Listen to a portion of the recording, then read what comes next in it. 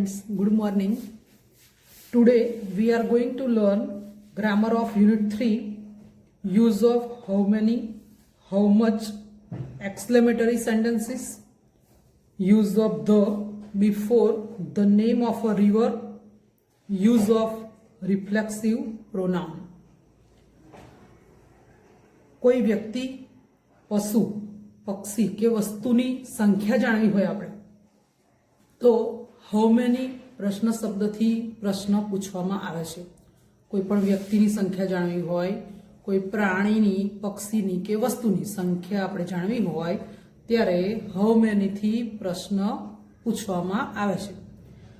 Countable nouns અર્થાત ગણી શકાય તેવા નામ સાથે હાઉ મેનીનો ઉપયોગ કરી પ્રશ્ન પૂછવામાં આવે છે. કેટલા વ્યક્તિઓ છે, કેટલા પ્રાણીઓ છે, કેટલા પક્ષીઓ છે એવું ગણી શકાય તેવા નામ સાથે હાઉ મેનીનો ઉપયોગ કરી અને પ્રશ્ન પૂછવામાં આવે છે. હાઉ મેનીનો અર્થ કેટલા, કેટલી એવો થાય છે. એક ડાયલોગ જોઈએ આપણે. Teacher says, how many Windows are there in the classroom Priyanka? Windows છે બરાબર, બારી ગણી શકાય એટલે how many Windows are there in the classroom Priyanka? Priyanka says there are 3 Windows in the classroom. બારી ગણી શકાય છે. હાઉ મેનીનો ઉપયોગ આપણે આ રીતે પ્રશ્ન વાક્યમાં કરી શકીએ. Teacher says, Priya, how many brothers have you? Priya says, I have 2 brothers. Rupesh says, I want to buy pencils. Shopkeeper says, how many pencils do you want? Pencil ગણી શકાય છે બરાબર એટલે how many. Father says, how many marks did you get in English Ajay? Ajay says 17. Teacher says, how many colours has a rainbow Vikas? Rainbow મેઘધનુષ, મેઘધનુષમાં કેટલા રંગો હોય એમ. વિકાસ સેઝ 7 સર. તો હાઉ મેનીનો અર્થ તમને ખ્યાલ આવી ગયો હશે કે કોઈ પણ વ્યક્તિ, પશુ, પક્ષીની સંખ્યા જાણવા માટે હાઉ મેનીનો ઉપયોગ થાય. આ જ રીતે આપણે હાઉ મચનો ઉપયોગ શીખીએ. હાઉ મચનો અર્થ કેટલા, કેટલી અને કેટલું પણ થાય. કોઈ દ્રવ્યનો જથ્થો એટલે કે ક્વોન્ટિટી જાણવી હોય આપણે ત્યારે હાઉ મચ પ્રશ્ન શબ્દથી પ્રશ્ન પૂછવામાં આવે છે. એ સિવાય કોઈ વસ્તુની કિંમત તેમજ રકમ જાણવા માટે પણ હાઉ મચથી પ્રશ્ન પૂછવામાં આવે છે. અનકાઉન્ટેબલ નાઉન્સ અર્થાત ન ગણી શકાય તેવા નામ સાથે હાઉ મચનો ઉપયોગ કરી પ્રશ્ન પૂછવામાં આવે છે. અને મેં આગળ કહ્યું એમ હાઉ મચનો અર્થ કેટલું, કેટલી, કેટલા એવો થાય છે. આપણે એક ડાયલોગ જોઈએ એટલે વધારે ખ્યાલ આવશે. લક્ષ્મીબેન સેઝ, આઈ વોન્ટ ઘી. જો ઘી આપણે 500 ગ્રામ, કિલોગ્રામ એવી રીતે લાવીએ વજન પર, એ ગણી નથી શકાતું. એનું પેકેટ ગણાય, 1 પેકેટ 2 પેકેટ એવું, પણ વજનમાં લાવીએ તો આઈ વોન્ટ ઘી. ગ્રોસર એટલે દુકાન, કરિયાણાની દુકાન હોય એને આપણે શોપકીપર કહીએ, દુકાનદાર, પણ કરિયાણાની દુકાન અને ગ્રોસર કહીએ. હાઉ મચ ઘી ડુ યુ વોન્ટ? કેટલું ઘી તમારે જોઈએ છે? Laxmiben says 1 kilogram. તો ઘી, 1 ઘી 2 ઘી એવું ના આવે ને, પેન કે પેન્સિલ જેવું. તો આપણે શેમાં લઈએ? જથ્થો, કે 500 ગ્રામ, 250 ગ્રામ, 200 ગ્રામ, કિલો. તો આપણે હાઉ મેની ના વપરાય, પણ શું વપરાય? હાઉ મચ વપરાય. એટલે હાઉ મેની અને હાઉ મચ વચ્ચે મોટો ડિફરન્સ શું કે ગણી શકાય તેવી વસ્તુ માટે હાઉ મેની વાપરવાનું, અને વજન પર લાવતા હોઈએ, કિંમત જાણવી હોય, રકમ જાણવી હોય ત્યારે આપણે હાઉ મચનો ઉપયોગ કરવાનો. તો અહીંયા ઘીની વાત છે તો હાઉ મચ આવશે. એ જ રીતે તેલની વાત હોય તો પણ હાઉ મચ જ આવે. Jigar says, papa, I want to join my school trip. પ્રવાસ જવું છે અને બરાબર. I want money for the same, અને એના માટે પૈસા જોઈએ છે. Papa says, how much money do you require? હવે તમને થશે કે પૈસા તો ગણાય છે, પણ પૈસા મેં કહ્યું એમ કિંમત કે રકમ જાણવા માટે હાઉ મચનો જ ઉપયોગ થાય. Jigar says 500 rupees. Mother says, Divya, how much sugar is left? Sugar આપણે વજન પર લાવીએ છીએ બરાબર એટલે હાઉ મચ વાપરવાનું. Do we need to buy it today? આજે આપણે લાવવી પડશે કે ખરીદવી પડશે? દિવ્યા સેઝ, નોટ મચ, બહુ નથી રહી. We need to buy it today, આજે જ લાવવી પડશે આપણે એમ. પણ સુગર આપણે મેઇન વસ્તુ એ શીખીએ છીએ કે હાઉ મચનો ઉપયોગ આપણે કઈ રીતે વાક્યમાં કરવો બરાબર. તો સુગર મેં કહ્યું એ પ્રમાણે વજન પર લાવીશું આપણે, એટલે એમાં હાઉ મચનો ઉપયોગ કરવાનો. થોડીક બ્લેન્ક્સ જોઈએ વધારે કન્સેપ્ટ ક્લિયર કરવા માટે. Fill in the blanks using how many or how much. તમને એક્ઝામમાં આવી બ્લેન્ક્સ પૂછાય છે, બ્લેન્ક આપેલી હોય બરાબર, અને benches are there in your classroom, આ રીતની સેન્ટેન્સ આપી હોય, પ્રશ્ન વાક્ય આપ્યું હોય તો બેન્ચીસ છે બરાબર. ક્લાસમાં આપણે પાટલીઓ જે હોય આપણે ગણી શકીએ છીએ, વિદ્યાર્થીઓની સંખ્યા પણ ગણી શકીએ છીએ, એટલે સીધું જ છે હાઉ મેની મૂકી દેવાનું.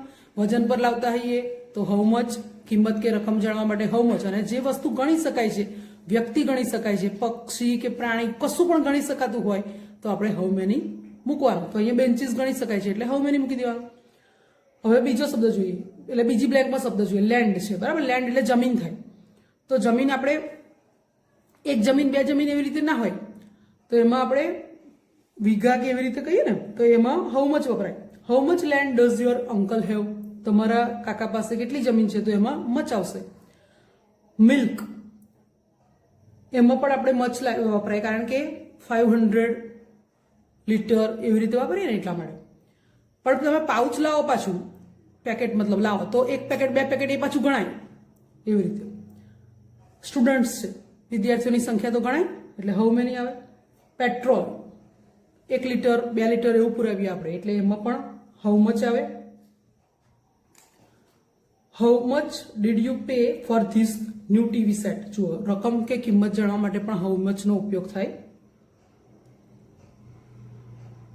ટી, એ પણ આપણે 500 ગ્રામ, કિલોગ્રામ, 250 ગ્રામ એવી રીતે લાવતા હોઈએ, એટલે એમાં પણ હાઉ મચ. પણ જ્યારે કોઈ ગેસ્ટ આવે અથવા આપણે ઘરે ચા બનાવીએ ત્યારે કેટલા કપ ચા મૂકવું એવું કે મમ્મી જ્યારે, તો એમાં કપ્સ ઓફ ટી ગણી શકાય, 1 કપ 2 કપ એવી રીતે. તો પછી એમાં તમારે કપ્સ ઓફ ટી આવે ત્યારે હાઉ મેની મૂકવાનું. એકલું ટી હોય વજન પર લાવીએ ત્યારે હાઉ મચ, પણ કપની સંખ્યા ગણી શકાય છે એટલે હાઉ મેની. ક્લોથ, એમાં પણ હાઉ મચ આવશે.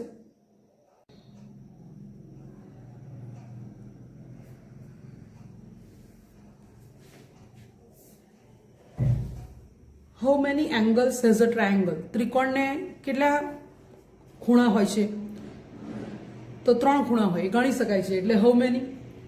સેલ્સ એટલે અભરાઈ થાય, એ પણ ગણી શકાય, કબાટમાં કેટલી અભરાઈ છે એમ, તો હાઉ મેની વપરાય. રન્સ, રનની સંખ્યા ગણી શકાય એટલે હાઉ મેની. કમ્પ્યુટર્સ પણ ગણી શકાય, હાઉ મેની. અને કલર્સ, રેઇનબો ને મેઘધનુષમાં કેટલા રંગો હોય છે, આપણે આગળ જે વાક્ય જોયું ને એ જ ફરી રિપીટ થયું. તો how many colours has a rainbow, એટલે ગણી શકાય છે, મેઘધનુષના રંગો ગણી શકાય, 7 રંગો હોય ગણાય એટલે હાઉ મેની. તો આ બધામાં આપણે હાઉ મેનીનો ઉપયોગ કર્યો. હવે આપણે જોઈશું એક્સક્લેમેટરી સેન્ટેન્સીસ. આપણો સેકન્ડ પોઈન્ટ છે આ ગ્રામરનો, એક્સક્લેમેટરી સેન્ટેન્સીસ. ઉદ્ગાર વાક્યો, વિધાન વાક્યો, પ્રશ્ન વાક્યો, નકાર વાક્યો, હકાર વાક્યો આપણે બધા શીખ્યા છીએ બરાબર. તો અત્યારે આપણે ઉદ્ગાર વાક્યો વિશે જોઈએ. આશ્ચર્ય કે લાગણીનો ભાવ વ્યક્ત કરવા માટે હાઉ કે વોટ શબ્દથી શરૂઆત કરી ઉદ્ગાર વાક્યો બનાવવામાં આવે છે. નવાઈ લાગે, આશ્ચર્ય થાય, લાગણી એવી આપણે વ્યક્ત કરી હોય ત્યારે હાઉ કે વોટ શબ્દથી શરૂઆત કરી અને આપણે ઉદ્ગાર વાક્ય બનાવીએ. ઉદ્ગાર વાક્યને અંતે જે ચિહ્ન કરીએ છીએ ને એને એક્સક્લેમેશન માર્ક કહેવાય. આ જે ચિહ્ન છે એને આપણે એક્સક્લેમેશન માર્ક કહેવાય. હવથી શરૂ થતા ઉદ્ગાર વાક્યની રચના નીચે પ્રમાણે થાય છે. જુઓ, હવની વાક્ય રચના અને વોટની વાક્ય રચના અલગ છે. પહેલા આપણે હવથી શરૂ થતા ઉદ્ગાર વાક્યની રચના જોઈએ, વાક્ય રચના જોઈએ. તો પહેલું હવ મૂકવાનું, ત્યાર પછી એડજેક્ટિવ, એડજેક્ટિવ એટલે વિશેષણ મૂકવાનું. ત્યાર પછી જો વાક્યમાં વિશેષણ ના હોય અને ક્રિયા વિશેષણ હોય તો એડવર્બ કહેવાય, ક્રિયા વિશેષણ મૂકવાનું. સબ્જેક્ટ એટલે ક્રિયા કરનાર વ્યક્તિ, કર્તા, અને વર્બ એટલે ક્રિયાપદ મૂકવાનું. તો આખી વાક્ય રચના જોઈએ તો how plus adjective or adverb plus subject plus verb, આ રીતની વાક્ય રચના થાય. હવથી શરૂ થતા ઉદ્ગાર વાક્યની વાક્ય રચના આ રીતે થાય. હવે એક સેન્ટેન્સ જોઈએ આપણે એટલે તમને ખ્યાલ આવશે. How tall Jigar is. જો પહેલા તો વાક્યમાં આપણે હવ મૂક્યું, વિશેષણ તો ટોલ, ક્રિયા વિશેષણ નથી પણ વિશેષણ છે ટોલ. કર્તા, કર્તા કોણ છે? જીગર, ક્રિયા કરનાર વ્યક્તિ, અને ક્રિયાપદ કયું છે? ઇઝ. તો હવથી શરૂ થતા ઉદ્ગાર વાક્યની રચના આ રીતે થઈ. How tall Jigar is. જીગર કેટલો ઊંચો છે? અને પાછળ આપણે જે ચિહ્ન કહીએ છીએ એને આપણે ઉદ્ગાર ચિહ્ન કહીએ ને ગુજરાતીમાં, ઇંગ્લિશમાં એને એક્સક્લેમેશન માર્ક કહેવાય. બીજું સેન્ટેન્સ જે છે એમાં ફાસ્ટ જે છે એ ક્રિયા વિશેષણ છે, એડવર્બ છે. તો એના જેવું જ પહેલું હવ મૂકવાનું, અહીંયા એડજેક્ટિવ મૂકી દીધું તો અહીંયા એડવર્બ મૂકવાનું. અહીંયા કરતા કોણ છે? હોર્સ. અને વર્બ રન, બરાબર. તો how fast a horse runs, ઘોડો કેટલો ઝડપથી દોડે છે. તો એ પણ ઉદ્ગાર વાક્ય છે, ઉદ્ગાર ચિહ્ન કરવાનું, એક્સક્લેમેશન માર્ક કરવાનું. આ જ રીતે વોટથી શરૂ થતા ઉદ્ગાર વાક્યની રચના આપણે જોઈએ. તો પહેલું વોટ મૂકવાનું, એમાં આર્ટિકલ આવશે એ અથવા એન, ત્યાર પછી એડજેક્ટિવ, પછી નાઉન, પછી સબ્જેક્ટ અને પછી વર્બ મૂકવાનું. What a tall student Jigar is, જીગર કેટલો ઊંચો છોકરો છે. તો વોટ અ ટોલની આગળ આપણે એ જે મૂક્યો છે એ આર્ટિકલ છે, ટોલ છે એડજેક્ટિવ છે, સ્ટુડન્ટ એ નાઉન છે, જીગર એ સબ્જેક્ટ છે અને ઇઝ એ વર્બ છે. તમને એક્ઝામમાં એક્સક્લેમેટરી સેન્ટેન્સીસ આપેલા હોય અને તમારે એને એસર્ટિવ સેન્ટેન્સીસમાં ફેરવવાના આવે છે, એટલે કે ઉદ્ગાર વાક્ય આપેલા હોય અને એને વિધાન વાક્યમાં ફેરવવાના હોય. આપણે એક સેન્ટેન્સ જોઈએ. હમણાં જો કે જોયું જ આપણે હાઉ ટોલ જીગર ઇઝ ઉદાહરણમાં એ જ છે, હાઉ ટોલ જીગર ઇઝ. પણ આપણે એને ઉદ્ગાર વાક્યની વાક્ય રચના કઈ રીતે થાય એમાં જોયું. જ્યારે અત્યારે આપણે જોઈશું તો એ ઉદ્ગાર વાક્ય છે અને એને આપણે વિધાન વાક્યમાં ફેરવવું છે, તો કઈ રીતે લખાય એ જોઈએ. હાઉ ટોલ જીગર ઇઝ, તમે જોશો તો ખબર પડી જશે કે હાઉ અને વોટથી શરૂ થતું હોય ઉદ્ગાર વાક્ય, બરાબર છે, અને પાછળ આવું ઉદ્ગાર ચિહ્ન હોય એટલે વાક્ય છે ઉદ્ગાર વાક્ય. હવે એને આપણે વિધાન વાક્યમાં ફેરવવું છે. તો પહેલા તો હાઉ અથવા વોટ આપ્યું હોય વાક્યમાં એ તમારે કાઢી નાખવાનું. પહેલા કરતા કોણ છે? જીગર. તો જીગરને લેવાનું. ક્રિયાપદ ઇઝ. હવે જે રીતે આપણે વાક્યમાં હાઉ અને વોટ આપ્યું હોય કાઢી નાખીએ છીએ એ જ રીતે બીજા શબ્દો એડ કરાય. વેરી છે, રિયલી છે. તો જીગર ખૂબ ઊંચો છોકરો છે એવું કેવું છે આપણે, એટલે પહેલું જીગર લીધું, પછી ક્રિયાપદ લીધું ઇઝ. અહીંયા જેમ હાઉ અને વોટ કાઢ્યો નવો શબ્દ એડ કર્યો આપણે વેરી, અને વિશેષણ કયું છે? ટોલ. તો જીગર ઇઝ વેરી ટોલ. હવે અહીંયા ઉદ્ગાર ચિહ્ન હતું પણ આપણે શેમાં ફેરવ્યું? વિધાન વાક્યમાં ફેરવ્યું, એટલે પૂર્ણ વિરામ મૂકવાનું. આ જ રીતે બધા સેન્ટેન્સીસ લખાય. જોઈએ આપણે આગળ. Vote a toll boy Jigar is, વાક્ય એનું એ જ છે પણ વોટ વડે બનાવેલું છે, બરાબર.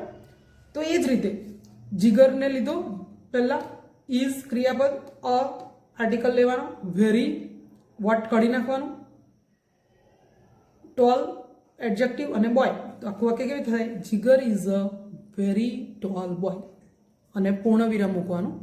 વિધાન વાક્ય છે એટલા માટે. ઉદ્ગાર વાક્ય હોય તો ઉદ્ગાર ચિહ્ન આવે અને વિધાન વાક્ય હોય તો પૂર્ણ વિરામ આવે. યાદ શું રાખવાનું ખાસ કે વાક્યમાં હાઉ કે વોટ આપ્યું હોય એને આપણે કાઢી નાખીએ છીએ, એવી રીતે બીજા શબ્દો વેરી, રિયલી એવા એડ કરીએ છીએ. How beautiful Priyanka is. પહેલા હાઉ કાઢી નાખીશું. પ્રિયંકા ઇઝ. જેમ હાઉ કાઢીએ એવો બીજો શબ્દ એડ કરીશું very. Priyanka is very beautiful. Priyanka ખૂબ સુંદર છોકરી છે, દેખાય છે એમ. What a beautiful girl Priyanka is, આ વોટ વાળું છે તો એ જ રીતે પણ વોટને કાઢી નાખીશું. Priyanka is a very beautiful girl. What an ugly animal the camel is. What કાઢી નાખીશું, કેમલને લઈશું. The camel is a very ugly animal. How tired she looks. She looks very tired. She લઈશું, લુક્સ ક્રિયાપદ લુક, હાઉ કાઢી નાખવાનું અને how કાઢીએ એટલે વેરી કે રિયલી મૂકવું પડે વાક્યમાં. તો very tired. She looks very tired, તે ખૂબ થાકેલી દેખાય છે. What a great idea you have. વિધાન વાક્યમાં ફેરવીએ છીએ એટલે વોટ અને હાઉ મેં કહ્યું એમ કાઢવાનું. યુ હેવ આગળ લઈ લેવાનું. વેરી, રિયલી એવા શબ્દો આપણે એડ કરીએ છીએ તો અહીંયા આપણે રિયલી વાપરીશું. You have really a great idea. તમારી પાસે ખરેખર સારો આઈડિયા છે. આમાં તમે વેરી મૂકો તો વાક્ય રચના જે છે એ સેટ ના થાય. ખરેખર ખૂબ સરસ આઈડિયા છે એવી રીતે, એટલે આપણે વેરી નથી મૂક્યું, રિયલી મૂકીશું. વાક્ય પ્રમાણે આપણે વેરી કે રિયલી મૂકી શકીએ. What an arrangement. હવે વાક્યમાં તમને પ્રોબ્લેમ થાય કે અહીંયા બધા કેવા વાક્ય હતા, યુ હેવ હતું તો આપણે આગળ લઈ લીધેલું. હવે આમાં એવું કશું છે નહીં, બરાબર. વોટ એન્ડ અરેન્જમેન્ટ તો આપણે આપણી જાતે લઈ લખવું પડશે. પહેલા તો વોટ તો કાઢી જ નાખવાનું છે, અહીં જાતે લખવું પડશે. ઈટ, અને ત્યાર પછી અહીંયા હવે પ્રશ્ન થાય કે ઈટ કેમ આવ્યું, તો અરેન્જમેન્ટ એટલે ગોઠવણ. એ છોકરો કે છોકરી તો છે નહીં એટલે ઈટ. હવે ભૂતકાળમાં લખવું હોય તો વોઝ, અને વર્તમાન કાળમાં લખવું હોય તો is. It was is a very nice arrangement. આપણે કઈક જગ્યાએ જઈએ તો બહુ સરસ ગોઠવણ હોય તો કે ખૂબ સરસ ગોઠવણ છે, તો એનું આવું રીતે લખાય, it is a very nice arrangement. અને હતી કેવું હોય, ખૂબ સરસ ગોઠવણ હતી તો વોઝ મૂકી શકો. તો it was a very nice arrangement, ખૂબ સરસ ગોઠવણ હતી. How pleasant the weather is. અત્યારે વાતાવરણ બહુ ઠંડી નહીં, બહુ ગરમી નહીં, બરાબર. તો પ્લીઝન્ટ ખુશનુમા વાતાવરણ છે. What a nice how pleasant the weather is. The weather is very pleasant. તો ધ વેધર ઇઝ લેવાનું, હાઉ કાઢી અને વેરી મૂકવાનું, અને પ્લીઝન્ટ નો અર્થ થાય ખુશનુમા. What a nice experience. એમાં પણ આ જ રીતે અહીંયા ઇટ વોઝ ને ઇઝ લીધું ને, એ જ રીતે ઇટ ઇઝ અથવા ભૂતકાળમાં લેવું હોય તો was a very nice experience, ખૂબ સારો અનુભવ હતો કેવું હોય તો વોઝ, અને છે તો is. What beautiful leaves I have. આપણે વનદેવી વાળો પાઠ જોયો હતો ને, એમાં આવું સેન્ટેન્સ હતું. What beautiful leaves I have. તો આઈ હેવ પહેલા લઈ લેવાનું, વોટ કાઢી નાખવાનું, વેરી મૂકવાનું, beautiful leaves. I have very beautiful leaves. What a thrilling experience it was. અહીંયા તો વોઝ આપેલું છે, ઇટ વોઝ એટલે ઇટ વોઝ લઈ લેવાનું, વોટ કાઢી નાખવાનું. રિયલી અ થ્રિલિંગ એક્સપિરિયન્સ, રોમાંચક અનુભવ હતો, ખરેખર રોમાંચક અનુભવ હતો. એટલે આમાં વેરી નથી મૂક્યું, પણ આપણે શું મૂક્યું, રિયલી મૂક્યું. તમે વાક્ય પ્રમાણે વેરી કે રિયલી મૂકી શકો છો. હવે આર્ટિકલ ધ ની વાત કરીએ આપણે. આર્ટિકલ ધ 7મા ધોરણમાં તમે શીખી જ ગયા છો. અત્યારે તો ખાલી આપણે નદીના નામની આગળ આર્ટિકલ ધ મૂકવામાં આવે છે એ જ શીખવાનું છે. બાકી એનો વધારે ઉપયોગ આપણે ધોરણ 7માં શીખી ગયા છો. એ સિવાય તમને યાદ હોય તો ફર્સ્ટ સેમિસ્ટરમાં પણ જ્યારે કોઈ પવિત્ર ધર્મગ્રંથના નામની આગળ આર્ટિકલ ધ મૂકવામાં આવે છે એ પણ આપણે શીખી ગયા હતા. અત્યારે નદીના નામની આગળ ધ આર્ટિકલ લાગે છે. The Sabarmati, the Tapi, the Brahmaputra, આ રીતે કોઈ પણ નામ હોય નદીનું એની આગળ આર્ટિકલ ધ લાગે. ત્યાર પછી બીજો એક પોઈન્ટ છે રિફ્લેક્સિવ પ્રોનાઉન, એ જોઈએ. સ્વવાચક સર્વનામ. જો આપણે આઈ એટલે હું, તો મારું કહેવા માટે માય વાપરીએ છીએ, તો આઈની સાથે માય વાપરીએ છીએ. કોઈ છોકરો હોય તો હી વાપરીએ, તેનું કેવું હોય તો હિઝ વાપરીએ છીએ. હિમ, તેનું, હિમ પણ વાપરીએ તેનું કહેવા માટે. પછી એને સેલ્ફ લગાવીએ એટલે સ્વવાચક સર્વનામ બને. આઈની જોડે માય વાપરીએ તો આઈ, માય, અને માયને સેલ્ફ લગાવવાનું એટલે માય સેલ્ફ. એવી રીતે હી હોય તો મેં કહ્યું એ પ્રમાણે હિમ સેલ્ફ. સી હોય તો હર સેલ્ફ. એ જ રીતે બહુવચનમાં જોઈએ તો આઈનું બહુવચન થાય વી, તો વીની જોડે આપણે અવર વાપરીએ છીએ એટલે અવર સેલ્સ થઈ જાય બહુવચન, અવર સેલ્સ. યુ જે છે ને એક વચનમાં વાપરવું હોય તો યોર સેલ્ફ, અને યુ જો બહુવચનમાં વાપરવું હોય તો યોર સેલ્સ વપરાય. અને ઈટની વાત કરીએ તો ઈટની જોડે ઇટ સેલ્ફ, અને હી, સી અને ઈટ ત્રણેયનું બહુવચન ધે થાય એટલે ધેની જોડે તમે લખી શકો ધેમસેલ્વ્સ. એટલે રિફ્લેક્સિવ પ્રોનાઉન એ અને ગુજરાતી કરીએ તો સ્વવાચક સર્વનામ કહેવાય.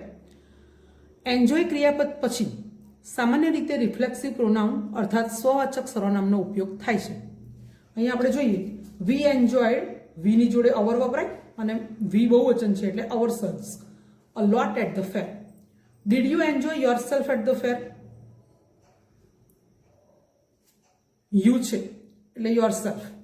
હવે તમે યુ જો એક વચનમાં હોય તો યોર સેલ્ફ વાપરવાનું, અને યુ જો બહુવચનમાં હોય તો યોર સેલ્સ વાપરવાનું. જો આઈની જોડે મેં હમણાં કહ્યું એમ માય સેલ્ફ, યુ એક વચન તો યોર સેલ્ફ, બહુવચન હોય તો યોર સેલ્સ, હી હોય તો હિમસેલ્ફ, સી હોય તો હર સેલ્ફ, ઇટ હોય તો ઇટ સેલ્ફ, અને ધે હોય તો ધેમ સેલ્સ.